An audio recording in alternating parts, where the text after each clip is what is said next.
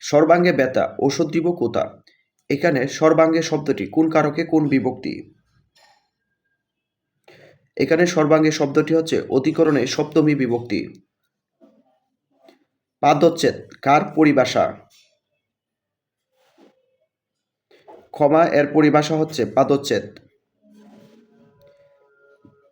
জীবনানন্দ দাশের প্রথম কাব্যগ্রন্থ কোনটি? জীবনানন্দ দাশের প্রথম কাব্যগ্রন্থ হচ্ছে ঝরা-পালক। নিচের কোনটি নিত্য পুরুষবাচক শব্দ? নিত্য পুরুষবাচক শব্দ হচ্ছে জামাতা। নিচের কোনটি শুদ্ধ? আদিষ্ট শব্দটি শুদ্ধ।